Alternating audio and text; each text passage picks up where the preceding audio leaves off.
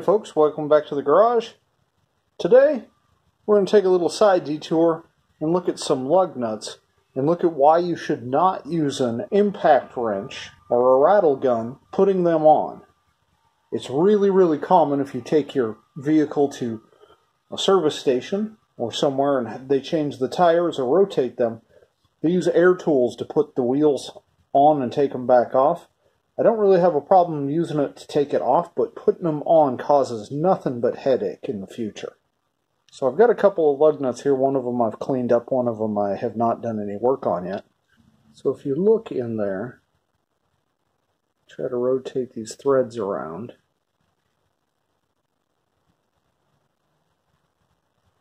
It's not super easy to see, but there's galling in there. So the threads have been stretched in places, smashed in places, or debris or foreign material has gotten in the threads and then smeared through the threads. It's also really obvious on the studs themselves on the vehicle. Right now I'm not going to address the studs, but I am going to look at these nuts because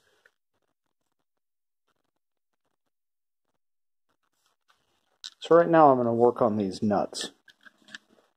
The biggest problem is that you should be able to turn it all the way till it reaches the face of the wheel by hand. In this case, I could get them on, about 2 threads deep maybe, and then I couldn't use my hand to turn them anymore. They're just resisting it way too much. So I decided I'd clean these up while I have them off.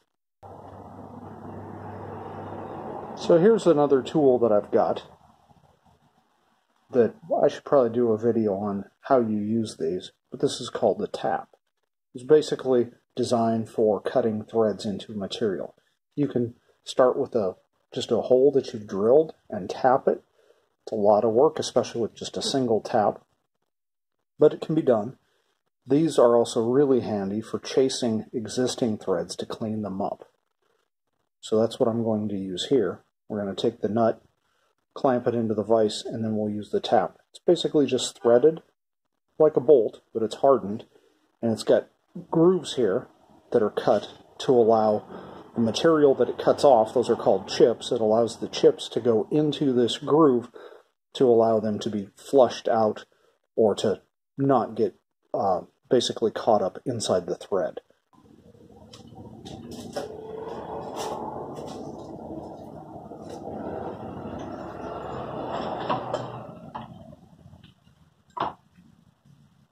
First, you want to lubricate both what you're cutting and the tap itself. And you want to get it started. We're going to follow those old ones. You can already see that I'm having a difficult time. I have to actually push pretty hard to get that to cut. So those threads are definitely not in great shape. When you're cutting with a tap, you want to turn, and then what that's doing is that's shaving material, and so you want to go back and it'll break those chips into that groove. So you turn it a bit and you go back, and then turn it a bit and go back. If you're cutting a brand new hole, I usually go like a quarter turn forward, then back a quarter. This, I can go about a half a turn. It's mostly by feel, but I can feel it's really resisting me right now. I mean, you can hear it. It's fighting so much. And these threads are the exact same thread as what they're supposed to be from the factory and what those studs should be. So that tells you just how bad these things are. Give it a little bit more lube here. Makes it hard to put on, makes it hard to take off. You put something like this on, and then you break down on the side of the road in the rain or snow, and it's nothing but trouble. It just fights you the whole time. So, while the vehicle is in the driveway, and I'm not in any rush, I can bring these in while I've got the tools and work on cleaning them up. hopefully save me a headache down the road if I get a flat. There we go. So now it's starting to turn easier, which likely means that I am all the way through to the bottom. On this, it's threaded through the body here, and then down at the cap here, it's just an empty cavity. So we're just going down into that cavity. And it's pretty easy to turn now. And then we just thread it back out. And there.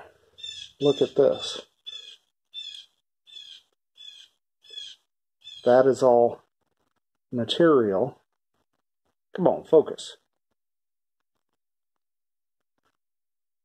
This is all material that we cut off of those threads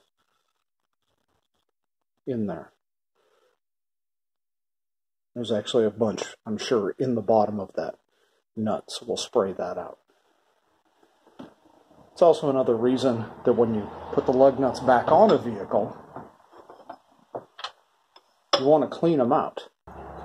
Just use a shot of brake clean down here.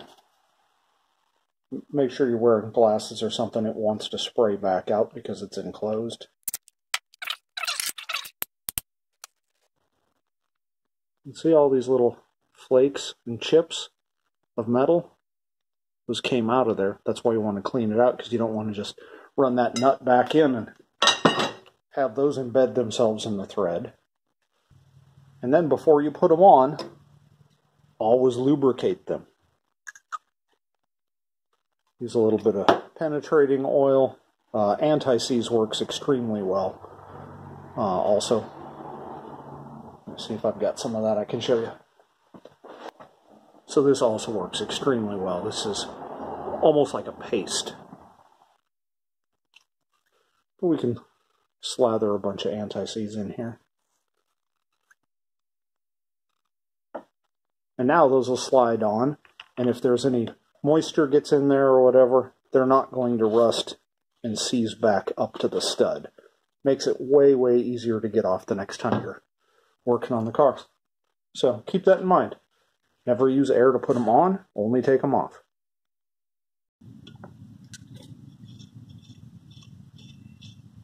Nice and easy.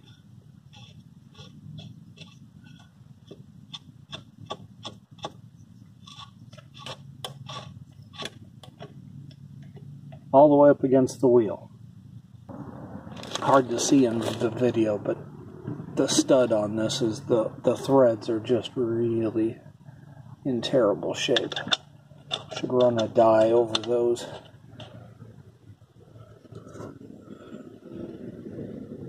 That's as far as I can get it on by hand.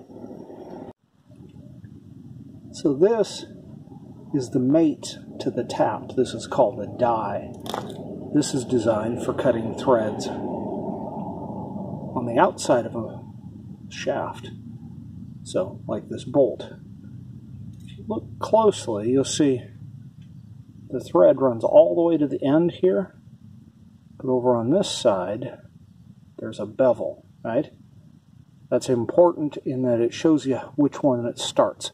So you want to start with this face and have this face trailing. So this is our leading edge.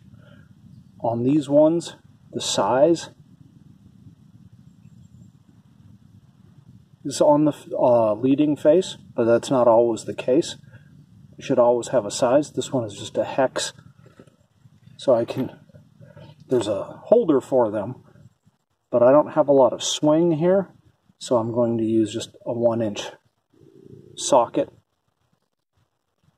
to push it back on. This, just like the tap, we want to use lubrication for the cutting. You can see it's kind of, I don't know, flowery shaped. It's got all of these recesses around the cutting threads. That's for the chips to go in. So, the bevel, so the leading edge, we're going to put on.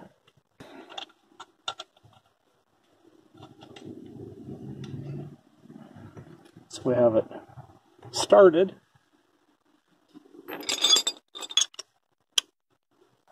And because it's already threaded, this should not be a difficult thing to do. It's going to give some resistance as it cuts.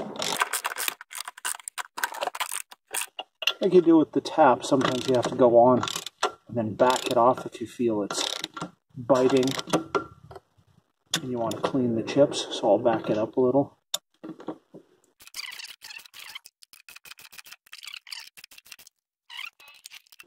You'll also often notice that they get pretty warm because of the friction from me cutting. Now, I want to make sure that when I get to the bottom, I don't keep cutting or it'll just completely either ruin the die or strip the threads out. So as soon as it touches the face of that wheel, I want to stop.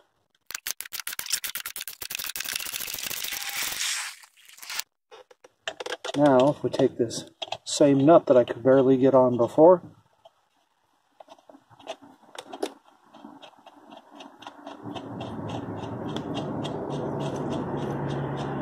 goes on nice and real easy by hand, all the way down. There. Now all of them go on very, very easily. Now I can tighten them down by hand with a wrench.